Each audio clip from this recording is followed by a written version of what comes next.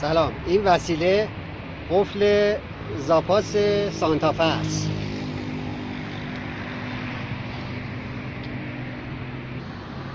دو تا پیچ توی دو تا از این سوراخ‌ها میرن طوری که فقط وا نشه دیگه. مطمئن باشیم در اثر ارتعاش و راه رفتن ماشین وا نمیشه. مرحله بعدی بستن این قطعه است. از این 4 تا پیچی که داره دو تای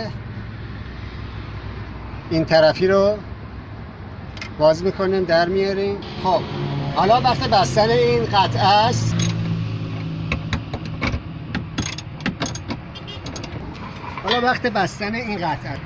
خیلی به راحتی جا میره. وقتی که اون جا رفت، حالا این پیچ رو باید ببندیم.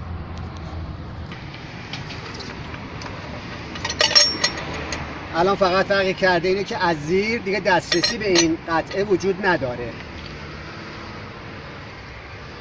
این بالا برنده زاپاس.